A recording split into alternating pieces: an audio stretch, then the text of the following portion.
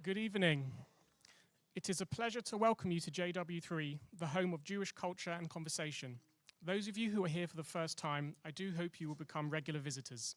My name is Adam Kendler and I'm the volunteer coordinator here at JW3. I'm delighted to welcome to the stage Linda Dangoor as she launches her second cookbook, From the Tigris to the Thames, in conversation with Lyn Julius from Harif. From the Tigris to the Thames recounts leaving her Baghdadi home and her journey living in various countries and discovering their unique dishes. There will be a chance to ask questions at the end. Please wait for the microphone and ensure that you ask a question. There is also a photographer here. If you do not wish to be in a photo, please make yourself known to the photographer. And after, you're invited to join us in the restaurant for a book signing of both of Linda's cookbooks and have a small taster. Please note the food served does contain nuts. At this point, please ensure that your mobile phones are switched to silent or turned off. I will now ask you to join me in giving a warm welcome to Dr. Bea Lukowitz from Sephardi Voices.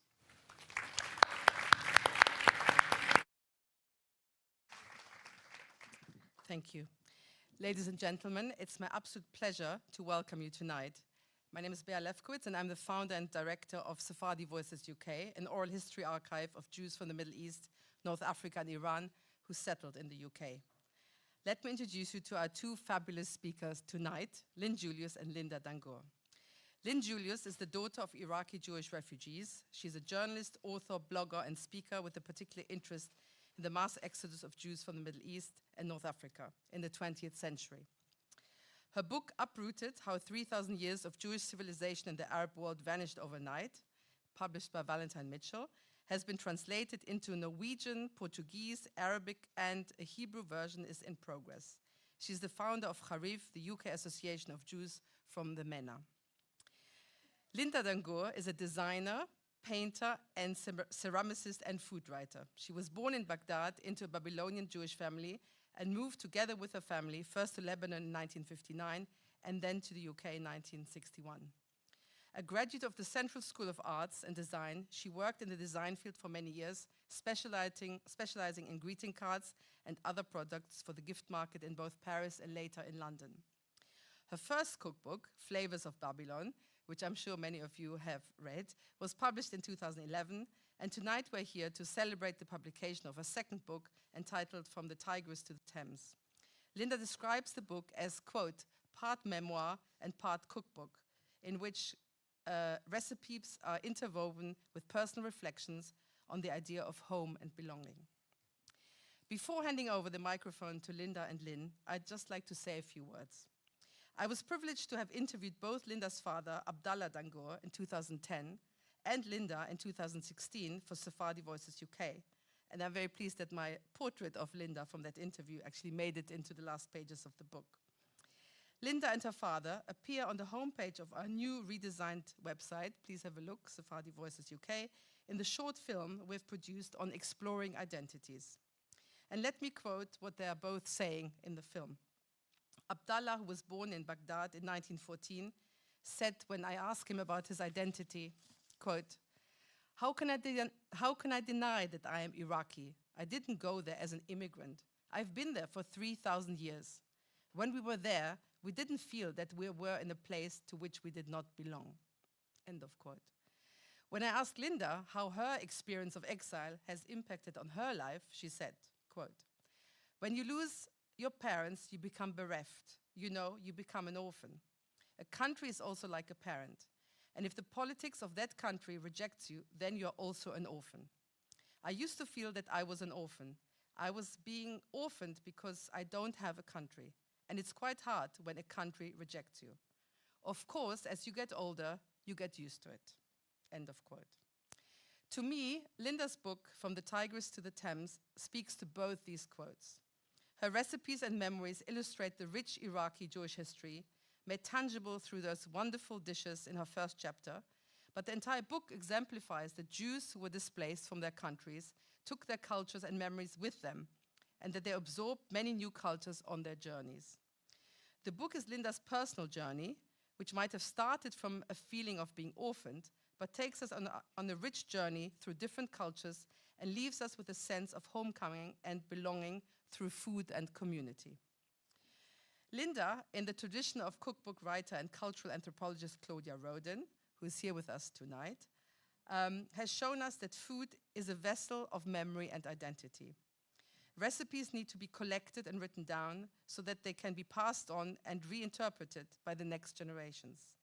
Like Linda's narrated memories, they provide a connection to past worlds and facilitate a connection to the present and future. Her recipes illustrate her personal journey from Baghdad to London, but at the same time, they create a tapestry of tastes which form a part of a much wider human story in search of belonging. I'd like to finish my short comments tonight by paying tribute to another Iraqi-born writer and Sephardi Voices interviewee, academic Sami Zubeida, who passed away in April, and who co-edited 2 books on food. One was called A Taste of Time, Culinary Cultures of the Middle East, and another one, Food, Politics and Society, Social Theory and the Modern Food System. His research highlighted how culinary traditions are deeply intertwined with social and political structures shaping cultural identities. In my interview with him, he told me that he was also writing a memoir with food at its focus. I hope he was able to finish the manuscript and that it might be published in the future. So now, without further ado, please welcome Linda Dangoor and Lyn Julius. Thank you. Here we go. Is this on? Hello? Yes. Yes, it's on. the mic is on. That's good. Well, thank you, Bea, who does wonderful work for Sephardi Voices UK. And good evening, everybody, and welcome to the launch of Linda's new book, From the Tigris to the Thames, Flavors of a Journey. And I'm delighted to be interviewing Linda, who I've known for many years. For a long time. For a long time. We will be talking for about 40 minutes or so, and afterwards there'll be a chance to ask questions. But I hope you haven't eaten too much dinner, because you've got some amazing treats in Yes, store. I've been working. I've been working for 3 days. She's been working for Doing 3 canapés. days, and you told me that you only stopped cooking Five at 5 o'clock this today. evening. Yeah. Okay, so my first question to you, Linda, is you call your book a cookbook, but isn't it a lot more than that? It certainly is a cookbook because it has over 100 recipes, but it's also about being uprooted, displaced, and exile. So I always advise people to read the narrative, because this will explain why you find Iraqi recipes side by side with French recipes, side by side Lebanese recipes, or Spanish ones. Because the book, this particular book, does not focus on one cuisine, like my other book. Flavors of Babylon was really about Iraqi family recipes. So this one is much more eclectic. It doesn't have that focus. And so the new book traces my journey from Baghdad, Beirut, London in the 60s, then Paris, and in between Spain, Ibiza, where my father worked. And so there I have encountered new cultures and the cuisine of different places, which has really enriched my way of cooking. Yeah. But the book is also about seeking home, seeking a place that I could call home, a place where I could sort of plant my roots in. And that was always quite difficult, you know, since I've lost my home and my homeland. It really did affect me very much. Perhaps not for other people, but for me it really did affect me. And this preoccupation of trying to find a place to call home has been with me for many, many years. It's a little bit like Cinderella trying to find the right shoe. You know, until you find the right shoe, you're not comfortable. No, absolutely. So you were going to read a short passage from your book, Yes. Linda. Yes, yes. I think it's this one, yeah, if I may. So this quote by Salman Rushdie is a very lovely one. It says, "The past is a country from which we have all emigrated," which I think should resonate with everybody. So I'll just read very quickly. In our modern world, many of us are part of not just one, but many cultures and groups. We are where we have trod, and more. So it is that since my family's exile from our Iraqi homeland in the late 1950s, I have inhabited and sojourned in many countries, and the word home has taken on another, somewhat fragmented meaning. Is home where I was born, or where I have put down roots? Is home a dish, or perhaps a flavor? As Salman Rushdie so aptly put it, our identity today is at once plural and partial. And this plurality, this mingling between cultures, has enriched my own identity and also the food that I cook today. Each journey that I took to a new country brought with it the hope of a new beginning and the possibility of putting down roots. During those years, I encountered new languages and new traditions, and like a rolling stone, collected stories and new flavors along the way. Thus, From the Tigris to the Thames is not a formal cookbook. It does not focus on a specific cuisine as my other book. It is a sort of tapestry, part memoir, part cookbook, where I interweave recipes with personal reflections on the idea of home and belonging. And just to tell you that there isn't a book like it. I mean, Claudia Roden obviously wrote stories connected to various recipes, but this is a personal journey, and I find it very, very original and compelling. You simply have to read the first few pages. I mean, the first part of the book. Well, I think some people, Lyn, will go straight and dive into the recipes. That's what they want. But to make sense of it, it would be nice that they could read the narrative and the story, because then it would really make sense of the whole thing. Yeah, absolutely. So you were born in Iraq into a very ancient Jewish community, maybe the oldest diaspora, almost 3,000 years old. Can you give us a flavor of your childhood in Iraq? How important was food? And what do you miss most? And then what do you miss least?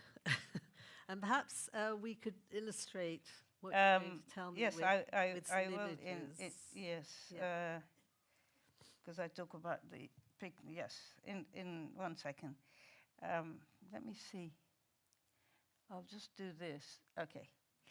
So all I want to say is you must remember that my memories are that of a child. I left when I was 10. A lot of people left when they were adults, so they were fully formed. So my memories are sort of, I wouldn't say childlike, but they're not as complex as somebody who would have lived there for much longer. So my home was my world.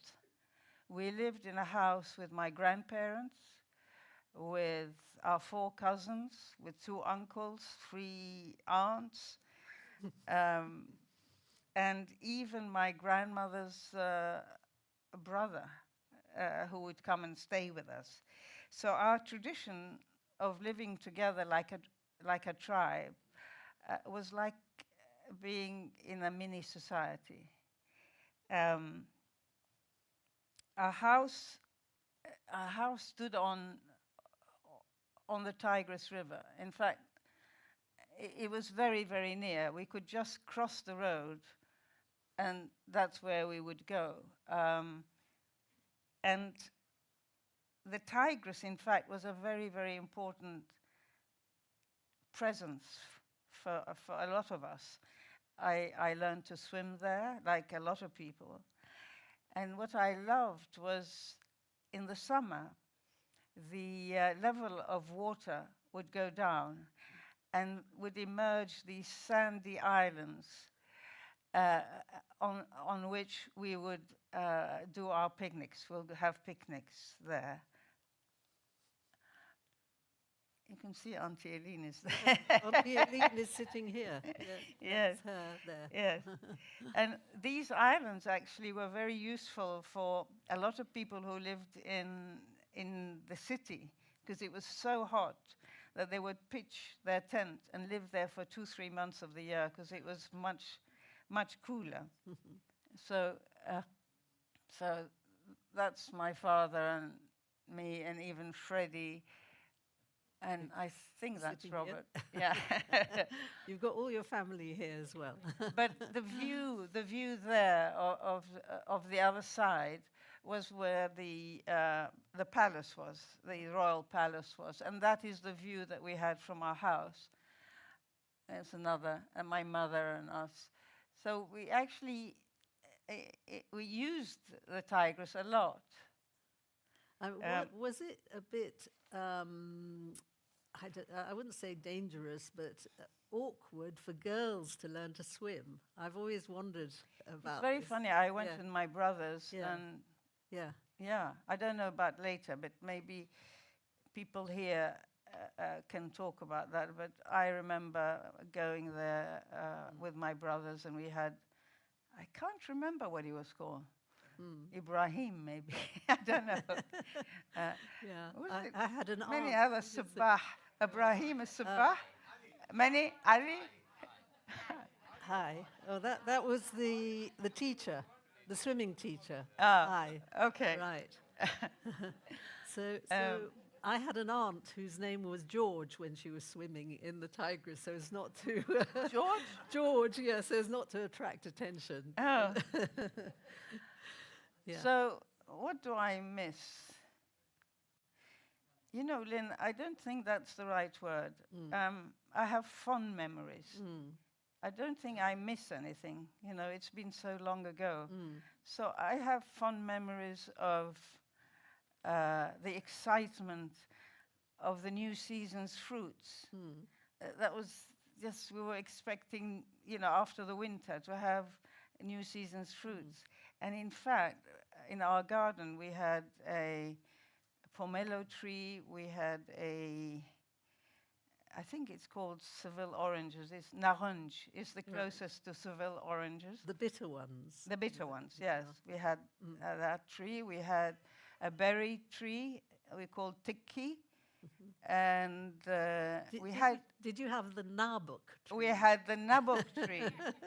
And the nabok tree was not in the garden, funnily enough. It was either growing through the garage or next to the garage.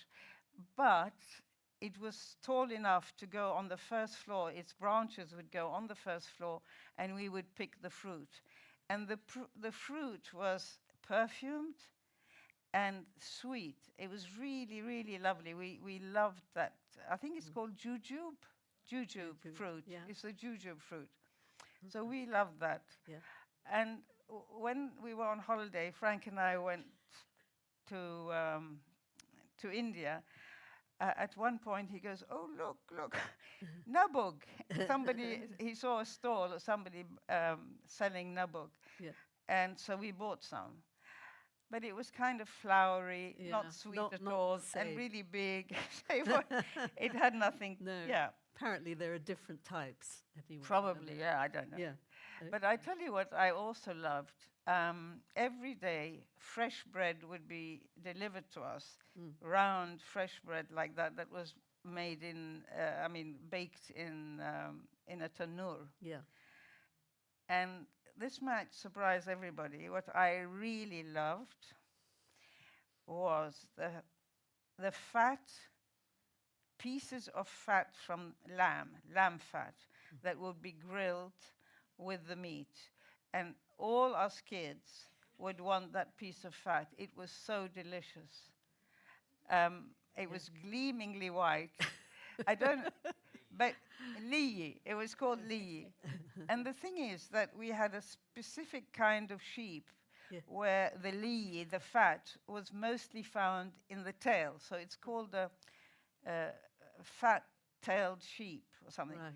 It's not like the lamb that you get here or the sheep that you get here, where the fat is all over the body. Yeah. So, I remember loving that. Amazing, yeah. And I was struck by the sounds in your book, actually, because I actually hadn't been aware of it.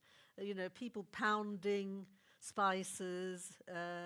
Yeah, we had a hawan, I think it's called hawan, a very big one that was Is in that brass. the mortar and pestle? Yes.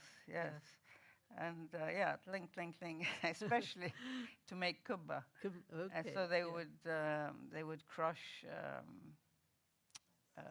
rice Right. to make the kubba paste. Right. All very time-consuming, I should imagine. Yes, but I've actually made it. If you make it with somebody else and you divide the chore, it's quite nice, actually. And you sit there talking, and it's really nice. It's not that bad. So was it in 1958 your family decided to leave? No, No. 1959. 1959. 1958, Iraq went from being a monarchy to a republic. There was a military coup, and everything changed after that. And the airport was closed. Things were quite unstable and quite dangerous for everybody. And I think at that time, my parents and also probably my cousin's parents thought this is not a good place to bring up a family. Right. And I think the idea of leaving when the airport would be open was brewing in their mind. But there's one part in the book where I recount my grandmother. Let me just see if I can find it. This is before. This is one of my favorite stamps. It's an Ottoman stamp. Freddie, that is an Ottoman stamp, isn't it? No, no, after. 1917. 1923. I really, really love it. It's a beautiful, beautiful stamp. Anyway, oh. Gosh. Oh, So, this is something else. yeah, I want actually, I just ask you very quickly, why don't you have many Iraqi Jewish recipes in your book? I mean, this is the classic tabit. Everyone knows that. This is an easy tabit, Right. because the tabit is done with a whole chicken. Yeah. These are pieces, and you just put it in the oven with all the spices in there, right? Yeah. And then, this is luzina. Yeah. Made of quince. And I'll answer your question in a minute. Yeah. So this is a bowl that we always put stews in. And when my aunt Aileen came to London in 1974, she had 2 of those. And she said, would you like one? And I said, yes, because that is one of the plates of my childhood. And I loved it so much. And for a long time, I thought that was typically Iraqi ceramics. Until I turned it the other day, well, a year ago, and it said made in Japan. Well, So better than made in China. yeah, well, And so I have the mazgouf as well, Yeah. because it's an iconic fish dish of Iraq. Right. So you ask why I don't have so many. So the book is divided into chapters: Baghdad, Beirut, London in the 60s, Spain, and France. And so for the Baghdad chapter, I put a few recipes, but I can't double. I can't copy what I did in Flavors of Babylon. Right. There's no point. Which is my first book. The first book. So I've put one or two recipes that are in that book, but I've put new ones in as too. well. Right. Yeah. Okay. Yeah. And of course, as you say, fish is an iconic dish because it's caught in the Tigris River, isn't Yes. it? Everyone raves about samak masgouf. Yeah. Or used to. Well, I don't know. Yeah. Apparently, Yeah. the Tigris is quite polluted Now, so- yeah. But I remember when we used to sleep on the roof because we were right on the water's edge. Yeah. The smell would smell it. come out. Yeah, Yeah, we'd yeah, sleep with yeah. the aroma coming up, lulling Didn't us get to much sleep. no, lulling us to sleep. Lovely. Um, So let's move on to your journey to Beirut. You were going to show us. So yes. yes, so just before going to Beirut Yeah. in 1958. I think my father was having coffee with my grandmother, and she said, let me read your coffee cup. It was a lovely activity, so we were all sitting there. And as usual, she was looking, and she said, are you going to get a letter from somebody? A letter was like, something wonderful. And then she looked very troubled, and she said, you will be leaving us soon. And a year later, we left. Never to return. Never to return. So you arrive in Beirut, and how different was that from Iraq? Completely different. I'm just saying. Completely different. First of all, the sea. It was wonderful. I hadn't seen the sea I'd never seen the sea before. But what was so lovely about it, I'll just show you. So this was probably a week or two after we had arrived in Beirut. So our family is on the right, and David and his family on the left. And this... That's your first cousin, David. Yeah, David Dangoor. And right. This is Naim Dangoor, his father, René Dangoor, there's Abdallah Dangoor, my father, Claire Dangoor, my mother. I think David gave me this picture because he meticulously put our names on each person. Yeah, and you're eating little plates, aren't you? This From is little it. plates. So this is a very, very important sort of distinction. Picture, a photo. First of us, we are reunited, but in a different place. This was in Zahle. Zahle was a place north of Beirut in the mountains. And the food was so wonderful. Little plates, not heavy stews. The flavors were completely different. Very much lighter food. And also, it was my first experience of being in a restaurant. I've never been, I had never been to a restaurant. I always ate at home in Baghdad. So that was really, really exciting. Yeah.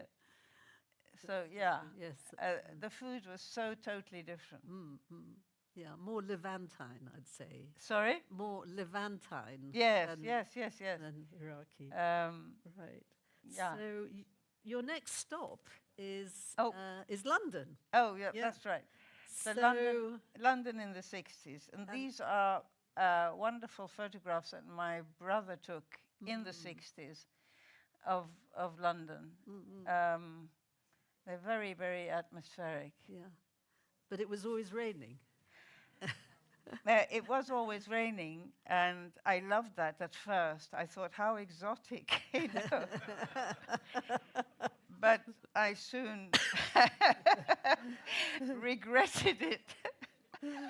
And so, but it was a very joyful sort of first year in London, because we also had a TV, never had a TV before. So my brothers and I were glued to the television, and especially to all the advertisements. And we wanted to buy every single thing that we saw, you know, especially the sweets. You see, everywhere you went, there were sweets. Yeah. It was amazing. We never had sweets in Baghdad. No. Because people think, oh yes, but you always had baklava and all this. But Rosina, these sweets were for special occasions. Yeah. Here, you had them every day. Wherever you went, there were sweets. I mean, Oh, polo, yeah. We remember that. And also, it was the time of change in the 60s for London and for the UK, I suppose. And Mary Quant was the thing with the Beatles. Now, I had very frizzy hair, very, very difficult to manage. And I wanted to have the Mary Quant look. Yeah. So I would get my hair and put it on an ironing board and iron it. And then I got this wonderful straight hair. Yeah. The minute I went out, it would just start to curl up and become all frizzy again. Yeah. So my hair was one of the most difficult things to. Well, I think now it's fashionable to have frizzy hair. Or Yes, curly. but now, my hair's gone a bit straighter now. Okay, and how did your mother obtain the ingredients she needed for her Iraqi cooking in London in the 60s? I think it was difficult, but she somehow found a place, you know, talking to my aunt Doreen and where to go. And there was a Greek Cypriot shop in Moscow Road. Yeah. Everyone remembers that. The Athena Green Grocery. Yeah. My mother used to go there too. And she got most of the things there. Yeah. But then she also, you know, tried to do different types of cooking. Right. She loved cakes, and she always did love making cakes, baking cakes and sweets. Yeah. So that was quite easy. Yeah. But I must tell you, I used to hate milk in Iraq, because it used to come straight from the farm. Sometimes they used to bring the cow as well and milk it there. And so even though they boiled it to make it Pasteurized. pasteurized, it smelled of the animal, and I hated it. I just couldn't. Coming here, most wonderful, wonderful milk, totally sanitized. And the best one was the one that was called the Gold Top, where you had the cream floating at the top. That was the most delicious part. That's lovely. So you were sent to a French school where it was quite hard for you, wasn't it? Because they were all so precocious, and they all had boyfriends, didn't they? Yes, I went to a French school. I was 13 then, because I went to an English school when I was 12, so I could learn a bit of English, because my English was not very good. And then I went to the lycée, and the girls who were 12 and 13 were so sophisticated. They even wore stockings, and I came with my socks, you know, and they were talking about boyfriends. And to be honest, I was a little bit lost, because it was a new culture. You know, I really didn't understand. So one day I thought, I'm going to make up a boyfriend. And in one of our sort of parties, Iraqi community parties, I cut out a face. I'm not going to say who, but he was quite handsome.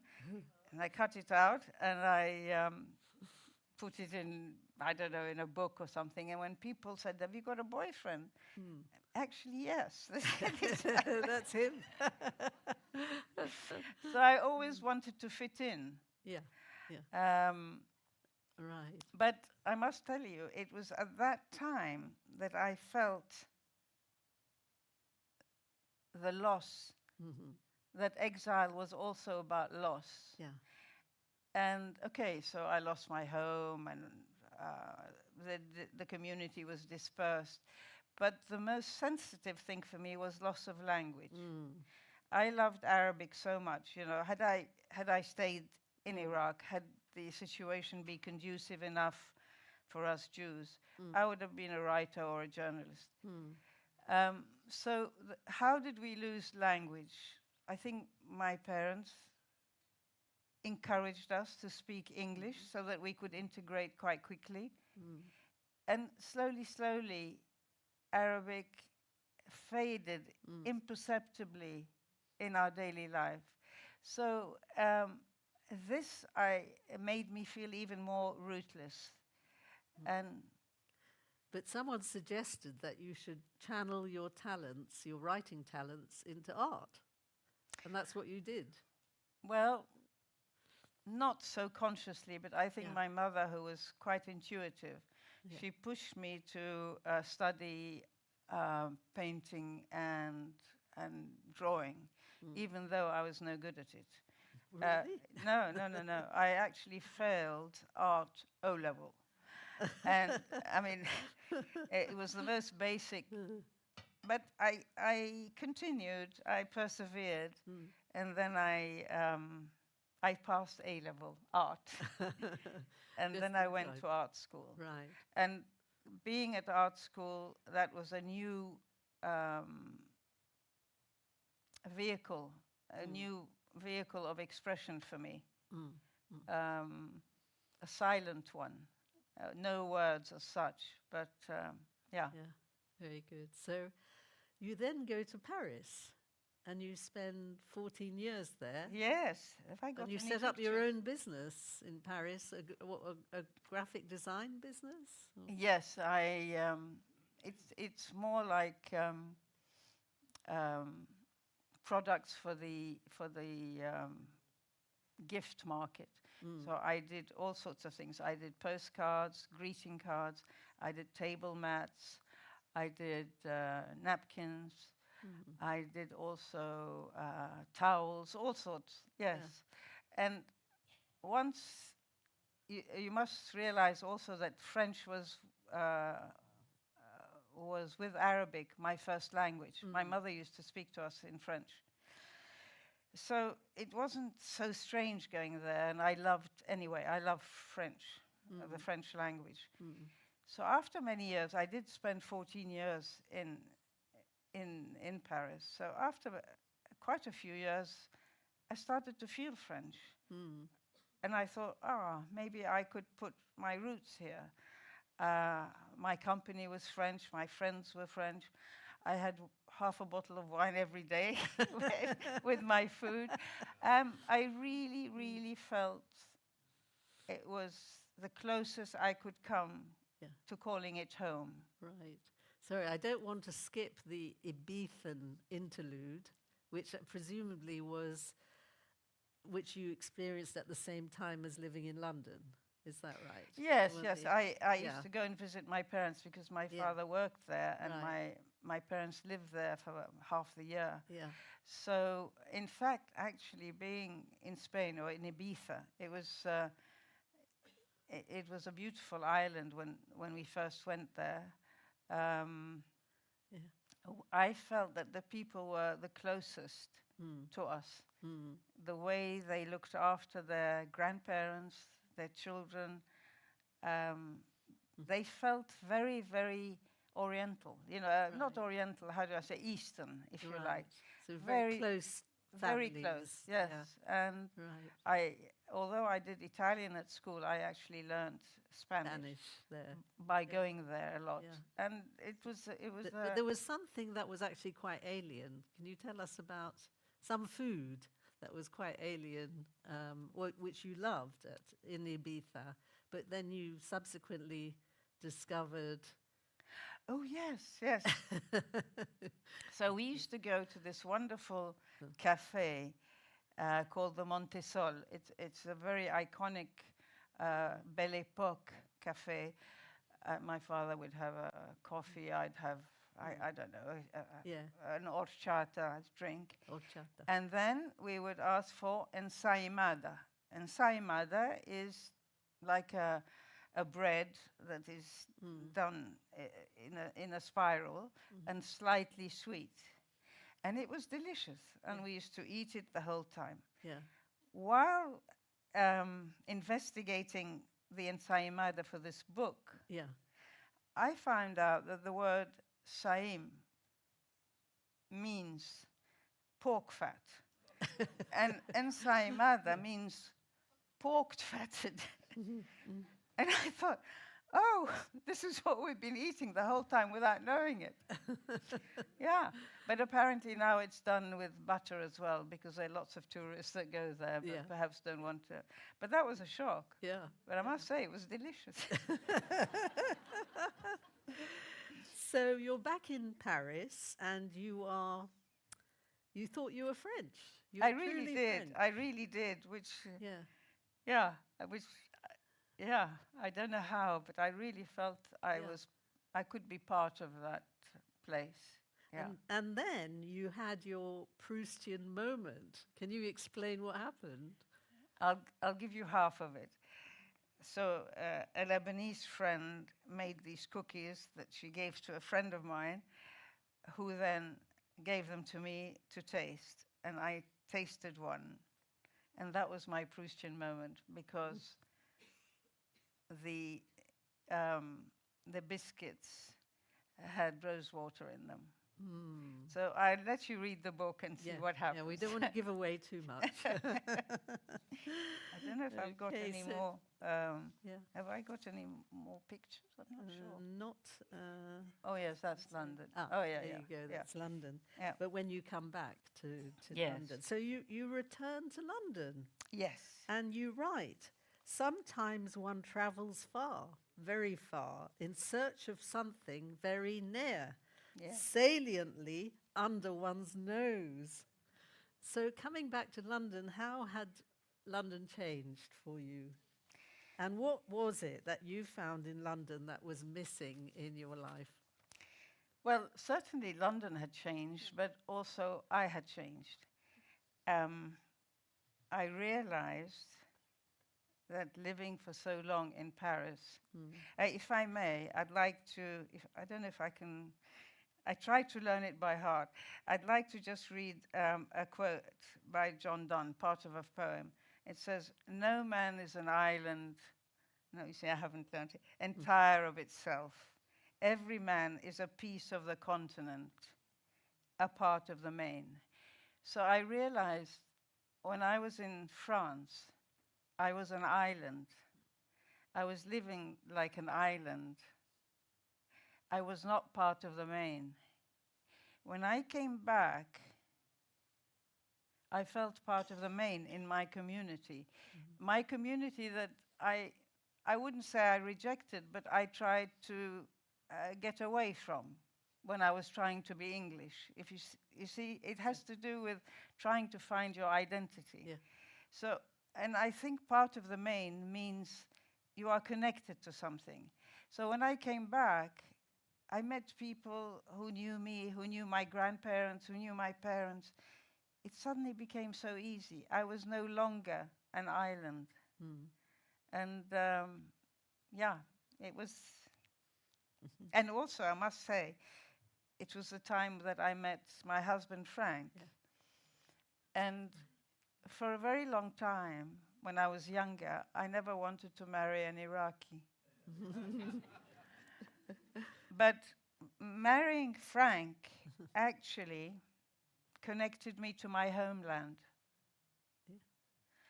And I said to him just before we got married, I'm not going to cry now. No, don't. I lost my home in Baghdad. But you will be my homeland. Ah.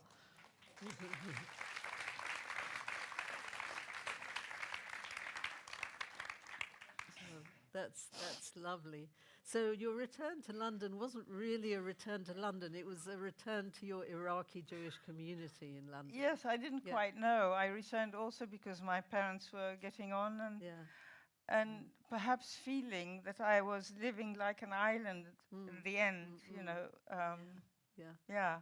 So a community that perhaps in my youth I took for granted. I realized how rich it was. And also there is a balance to be part of a community, but not to be swamped by it. So how there's a balance to be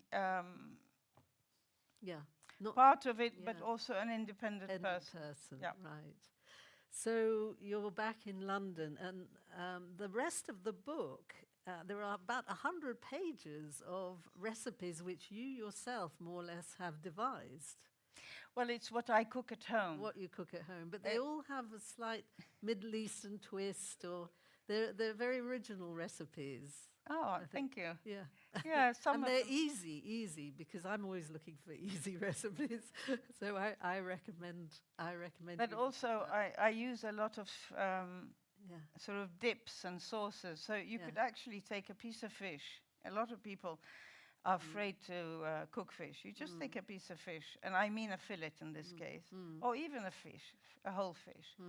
But if you have the right sort of dip or sauce, or you put this fish in the oven without anything, just a bit of salt maybe, or a squeeze of lemon. If you have done a coriander dip like the one in my book, then you just put that on top, and it is absolutely delicious. So what I'm saying is that it doesn't need to be very complicated, but you need to be organized. Right. Like you do, you make, let's say, preserved lemon, which has the most fantastic flavor, but only after 2, 3, 4 months. So after you make it, you forget about it. But then it's a treasure. It's a treasure of flavor. Yeah. Okay. So I think we've So more or less, are there any more images you'd like well, to it's just share? that. Welcome to there's my this. kitchen. That's the last. That's the last one. So my last point really is that this is a most unusual cookbook. It's more than a cookbook, and all the photographs in it were actually taken by Linda. And how long did it take you to put this book together? I think it started about 6 years ago, or 6 or 7 years ago. But in the middle, I was exhibiting my ceramics. So, but I would say the last 2.5 years, every day was on the book.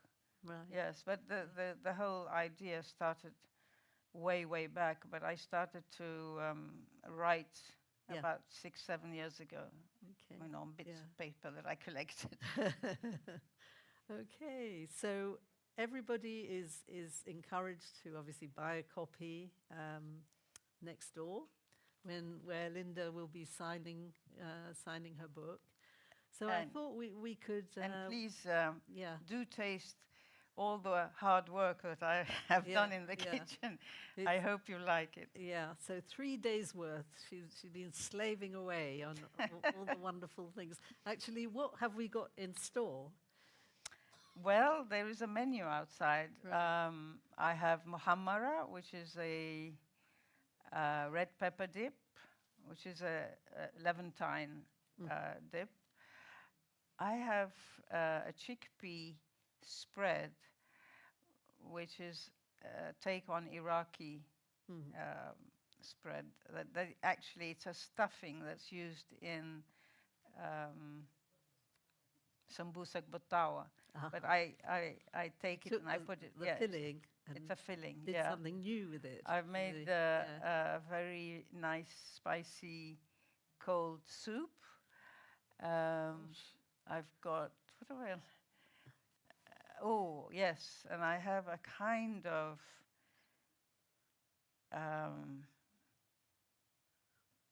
egg tortilla, but it's not really an egg tortilla. It's got herbs in it, and Yeah, anyway, little squares. yeah.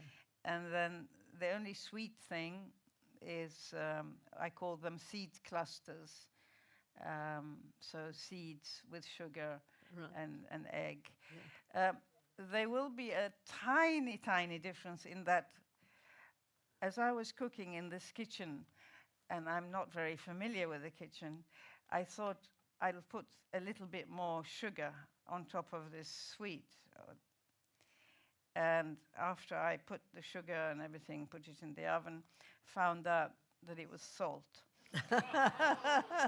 So what I tried to do is take it out of the oven, put sugar on top, put it back in the oven. So there is a kind of salty, sweet taste.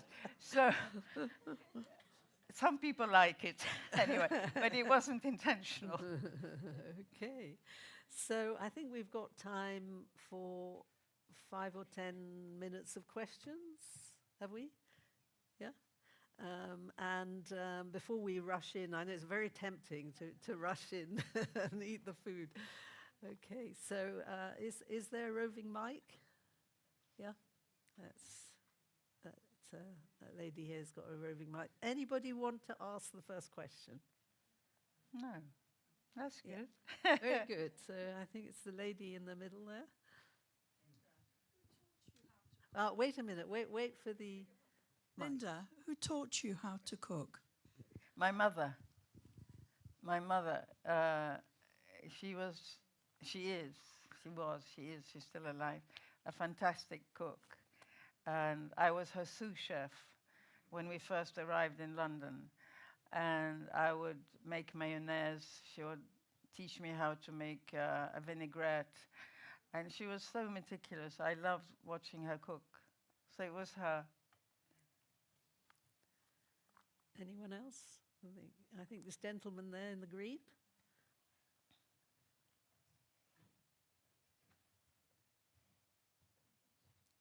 You're being approached from the other angle.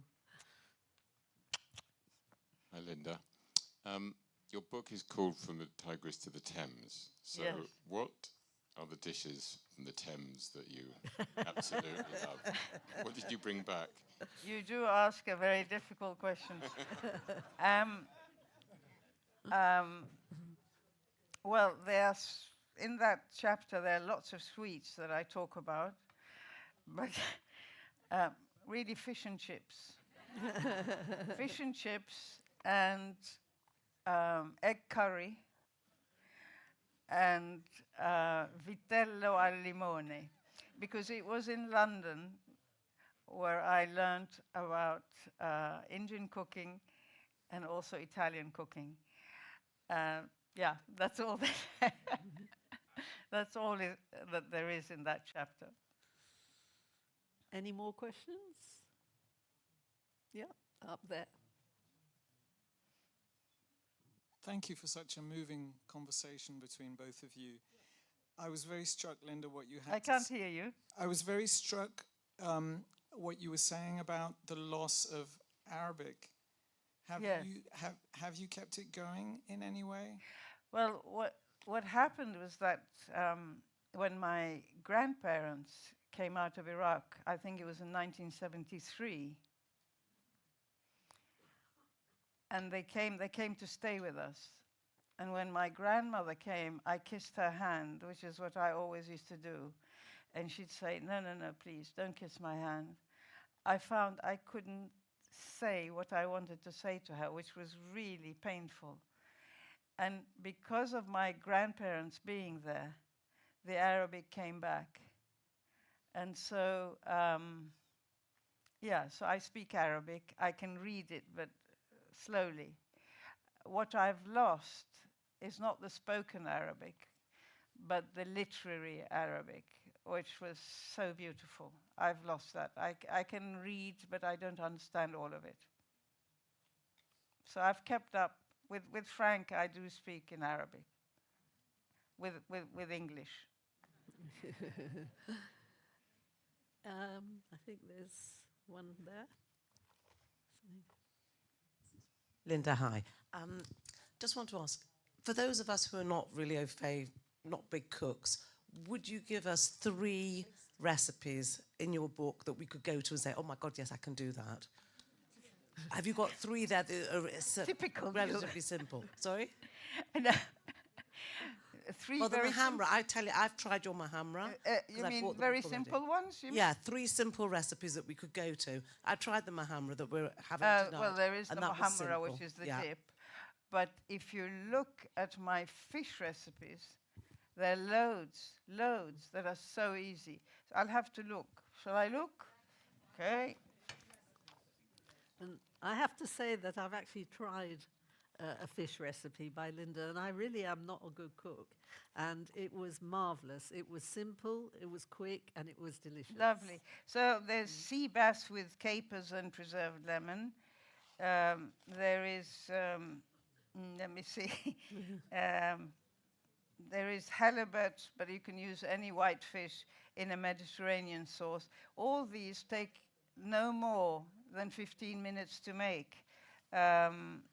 There is poached mackerel with honey and vinegar, which is delicious. Because, you know, mackerel usually has a very strong smell. So if you fry it, the whole house stinks. But if you poach it, you know, like in a parcel, and then afterwards put a bit of honey and vinegar, it's a bit like an escabeche, you know, when it goes back to the Persians that used to use sweet and sour. Can you say something about that, actually, the Persian influence on, say, food? Not much, but let's say in the Middle Ages, the tomato was not discovered yet and hasn't been sort of disseminated everywhere. So they used to make sauces with fruits, apricots, pears, anything that was sweet, honey as well. And then to temper the sweetness, they would put vinegar or lime or lemon.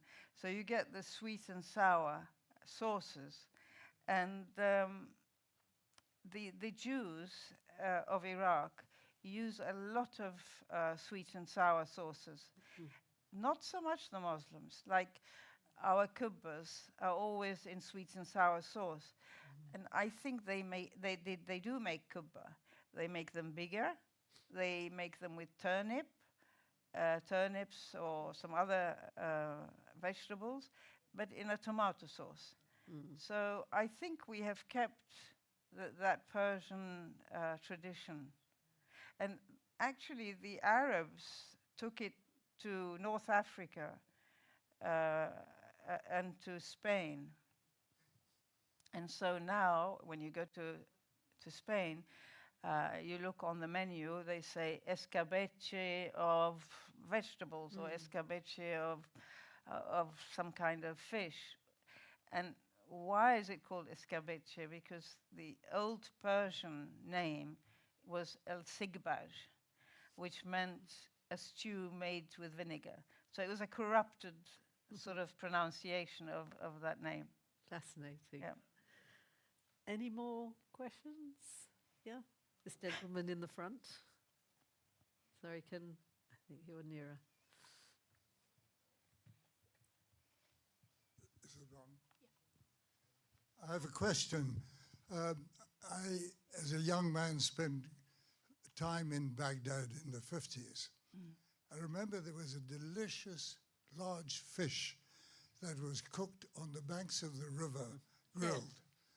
What was it called? It's called the fish. It was, I think. No, the meal. What was it called? Samak masgouf. Masgouf. It's called masgouf. Yeah. That's the one. Did you have it there? Oh yeah. Yeah. Frequent. Yeah. There? Linda, can you describe for us the kitchen in your house in Baghdad and who did the shopping? Because as far as I know, the women didn't do the shopping. Tell us a little bit about So that. the shopping for food was done by men, and in our household it was done by my grandfather. The kitchen.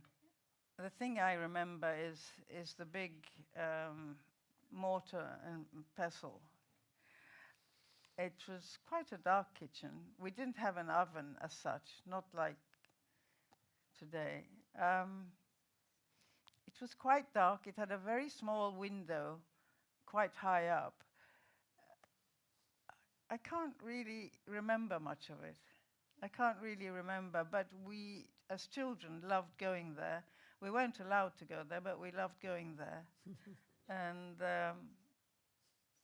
sometimes we loved going there because the cook, after he'd finished work, he'd lie on the floor to have a nap on the floor.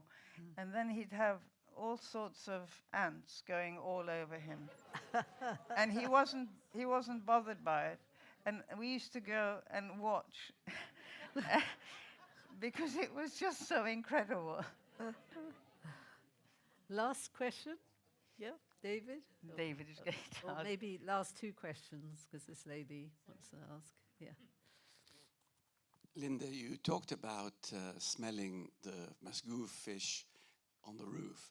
Can you elaborate a little about this very particular Baghdadi habit of sleeping in the open air under the stars because of the dry air in Baghdad? Well, Your experiences and memories of it are. well, I think this habit of sleeping on the roof was, everybody did it because we didn't have air conditioning, or those who did, it was nice, but everybody slept on the roof. But in our case, the roof was quite big. So on the roof, it was me, my two brothers, and my parents. Then a bit further down was Auntie Eileen. On the other side was my grandparents. And then a bit further up was David, Michael, Robert, and Ellie, and Auntie Renee, and Uncle Naim. And sometime a guest would come and there would be another bed. So it was real fun, actually. Yeah. Very good. I think there's one last question there. The lady in the white blouse. Hi, Linda. I'm interested in how you identify. Sorry? How do you identify culturally? How do I identify? Identify yourself myself? today, Yeah. culturally. Culturally. Yes, that is a very loaded question. I thought about it for a long time, but it is a bit, I'm helped by Salman Rushdie, who says that our identity is both partial and plural. So I'm a Babylonian Jew of mixed Arabic and European culture. And the European culture is probably more pronounced because I lived outside Iraq for much longer.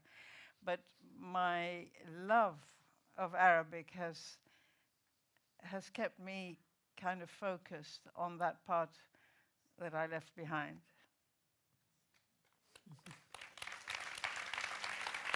Thank you. Thank you. That's good. It went well. So tell them to go and have something to eat. You're supposed to go. So, Would you like to go and have something to eat now? or as they say, Or buy some Fadlu. books? Fadlu. Next door.